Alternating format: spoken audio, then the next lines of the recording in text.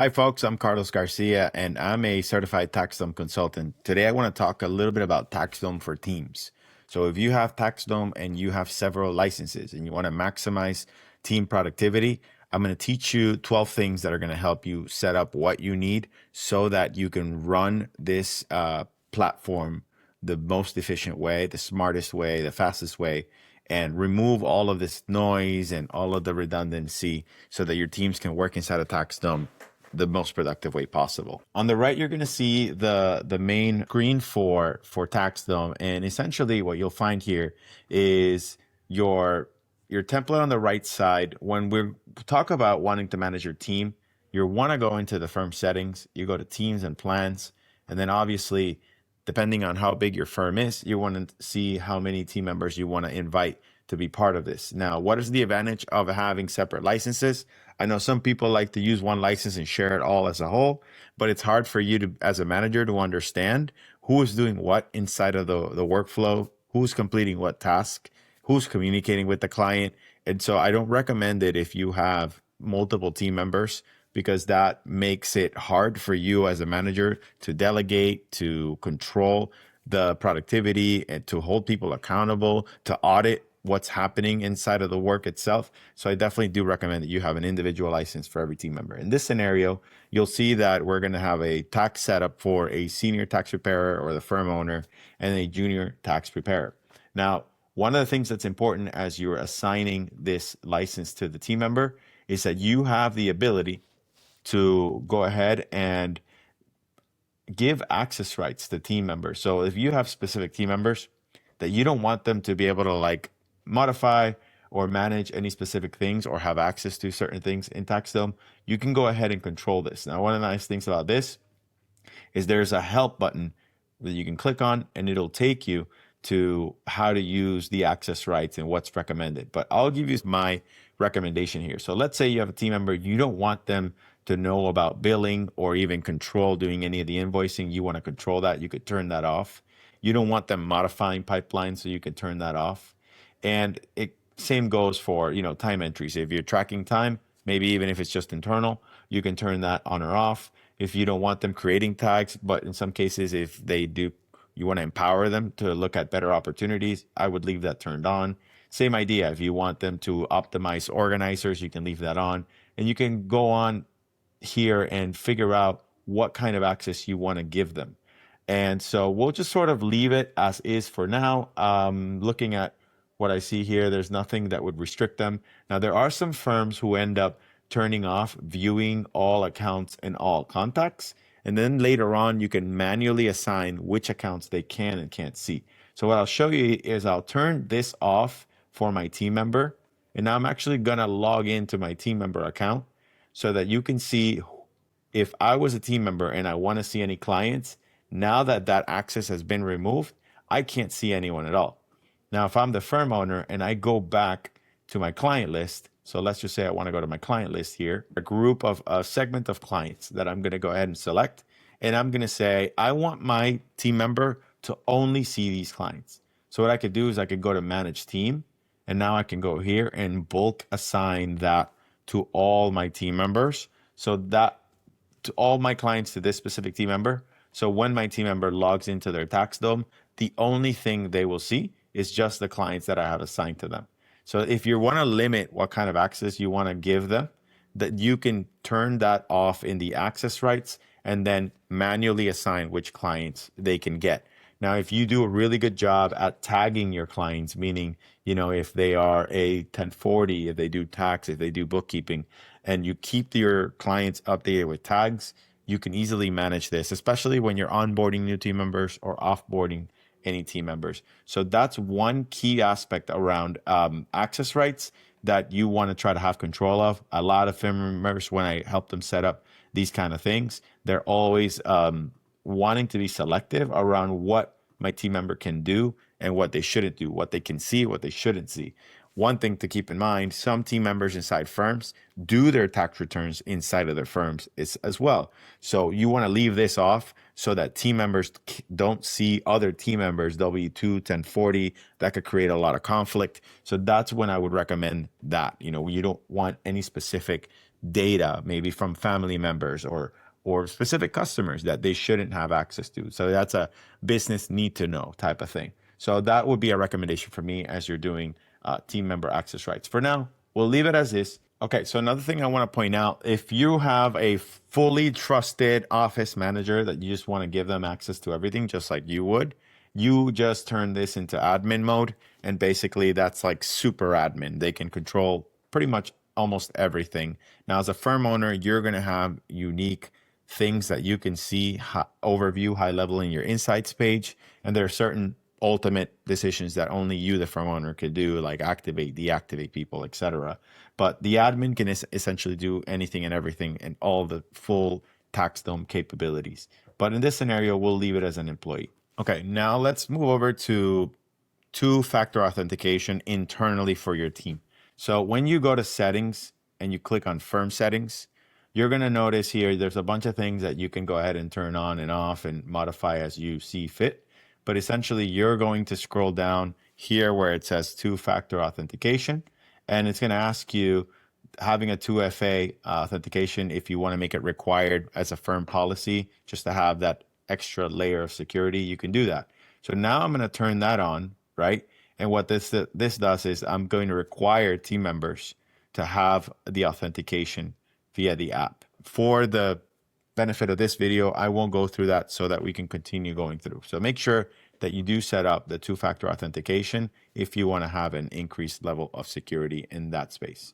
I'm going to take you into the team members view right now. And so what we're going to go through now is how to get them to set up their email sync. These are two key things you want them to do. First is notification preferences, and second, making sure that they sync their email. So what tends to happen is by default, Taxdome is going to give them alerts anytime anything happens, any kind of activity is happening in Taxdome. But what I typically recommend that they do is they literally turn off every email notification, because their inbox plus is going to give them all of the information that they need in terms of client activity or firm activity. So having that redundancy can sometimes be overwhelming, and their inbox will get flooded, especially if you're working with a high volume of clients. So one of the recommendations I do is I have them turn everything off unless there are some very specific things like, hey, so if this thread assignment gets assigned to me, I want to get an email notification. If I'm getting mentioned into a chat, I want to get notified for that, right? If there is a chat message from a team member, I want to get an email, or if there's an SMS text, or so on and so forth. So they can custom modify email notifications. I would recommend leave all of the inbox plus notifications so that they can manage all communications and alerts internally, and only seek for email notification on things that are relevant to, like, let's say if it's a task gets assigned to them, that means something in the automation has already auto assigned to them. And that would be a very useful control of the work that's coming in and the kind of notifications coming in, but also without flooding your inbox. So that's the first piece.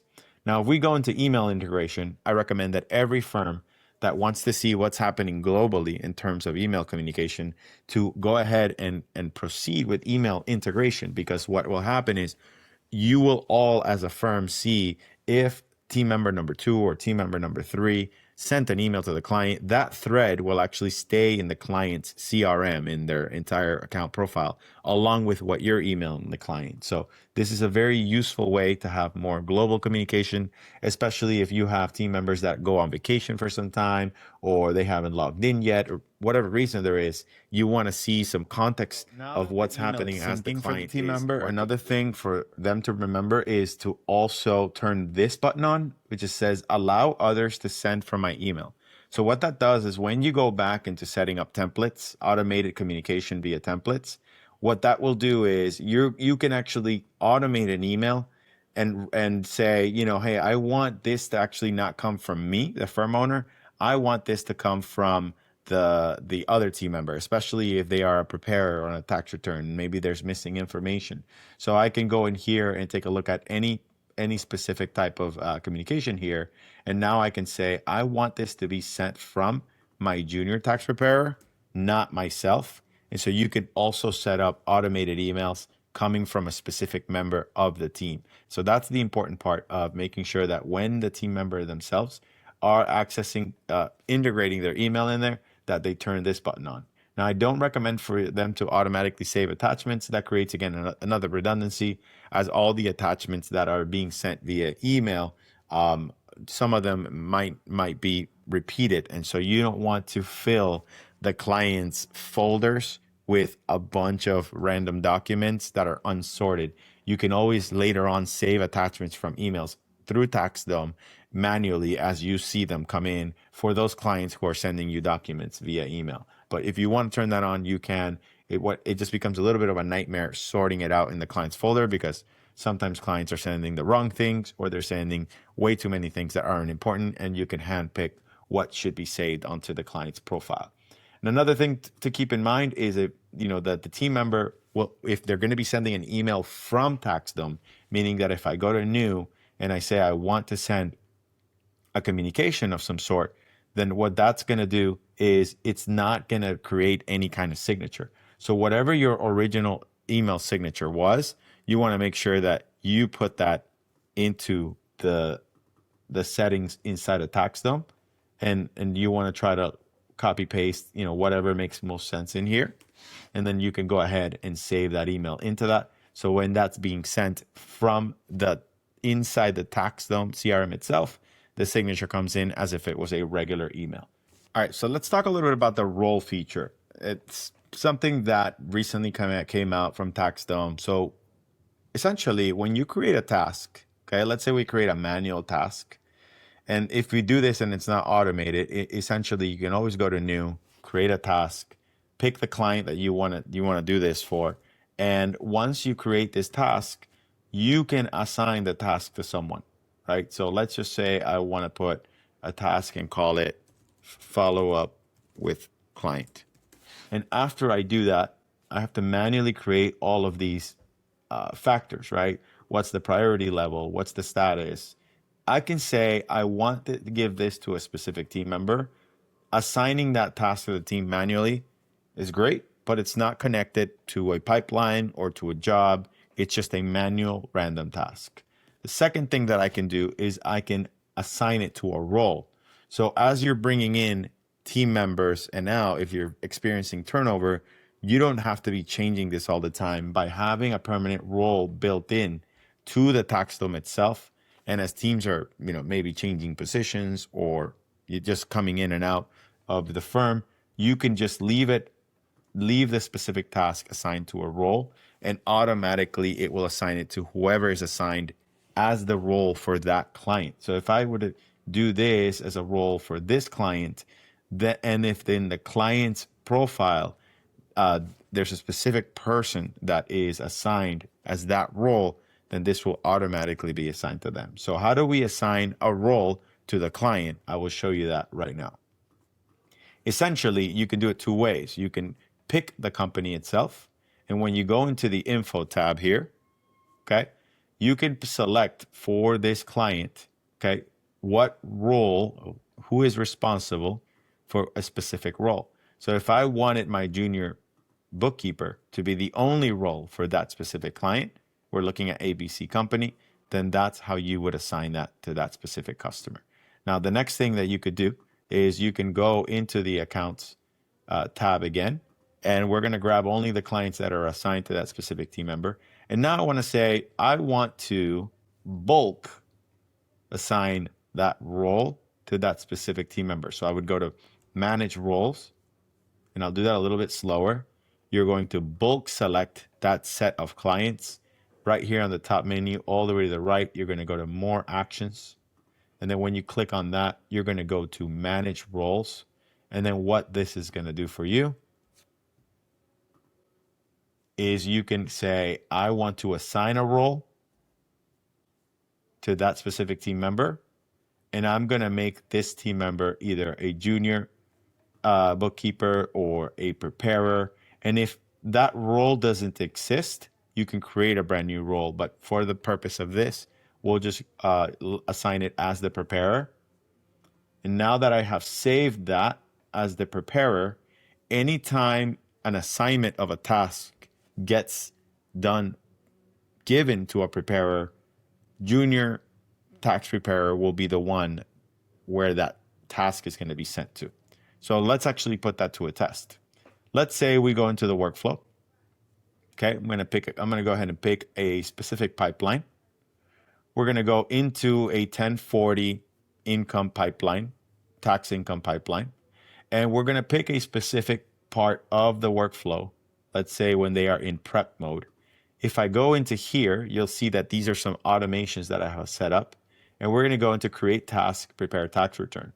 Now, for me to verify if my junior tax preparer has been assigned to this, I need to actually now access my templates. So I got to go into settings. I'm going to go into my templates, in my firm templates. I'm going to go to tasks.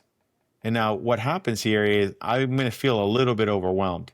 So what I typically like to recommend to do is to have two tabs open when you're doing this so that it works easier for you, right? Because we are now prep mode and we need to locate this specific task. It's called 1040 prepare tax return. So I copy this, or if I memorize it, and now when I go to templates, there is a new feature where you can search that.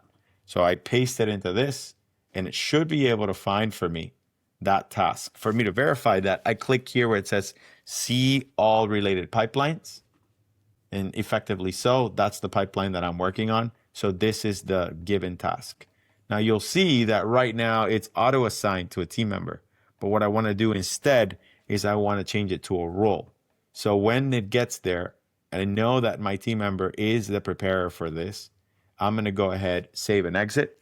Now I'm back into the accounts page and I know that these are the only clients that my team member has access to. So if I go to Maria Fernandez, we're going to go ahead and add her to the pipeline. And we're going to pick that 2025 tax pipeline that we created. And I'm going to skip all these stages just for the purpose of showing you how this automation works when you do the role. Obviously, it's not what you wanted to do, but conceptually, I'm just trying to explain to you how this works, right? So now that we do this, it does what it needs to do. What should happen is that team member should be assigned that task. Okay, so here we go. You'll see that if we go into the assignee, automatically that task was assigned to the junior tax preparer. So that's what the roles do for you is obviously you want to bulk assign roles to your junior tax preparers, your senior tax preparers, your junior bookkeepers, senior bookkeepers, so on and so forth to yourself whenever these tasks are arriving at a specific stage of the pipeline. That's how roles work, and that's what some of the benefits are. Now, you could also go into the templates menu and you can go ahead and one by one try to create who the specific assignee is. You can also assign more than one person if you wanted to. It's a little bit more work. It's just different dynamic based on how big your team is. And if you experience a lot of turnover, unfortunately, in this industry, it happens. I would lean more towards the role because that's going to help you save more time doing bulk assignments, when you're shifting team members from positions or into different roles into the company. Okay, the last best practice that I would probably share with you in this, because there's tons that we can go over, but these are just some of the quick hits that are going to be big wins for you to increase productivity and learn how to better run your team inside of Taxdome. Is I would say having naming conventions are important. So if you're going to have tasks that are assigned to a specific pipeline, you want to try to create some consistency in which tasks are related to what pipeline. So anything that's going to be a tax pipeline that is a personal, you start with 1040. If it's going to be an 1120, I like to also number them as 0, 1, 2, 3, because this is ordered numerically, right? So if I were to create a template and I want to easily find it, I could do 0, 0, prospect, discovery call stage. And what this does, it will actually put that at the top, right? So the way that I like to create the naming conventions is start with 0, 0, 0, 1, and 0, 2, and it'll make it easier for you to manage your pipeline. So when you go into here, you'll notice that the ones that have 0, 0 are on top, and then it goes alphanumerical from there. Now, there are way too many features for me to be able to cover in this video, but I just wanted to give you some of the quick wins that you can immediately modify inside of your Taxdome so that you can improve productivity. But if you are interested in getting help and setting up an entire workflow, an entire pipeline, getting your team going, even training them on Taxdome. That's something that I do specialize in. And if you're interested, make sure you send me an email below and I'm happy to support. Thanks for tuning in. Until next time.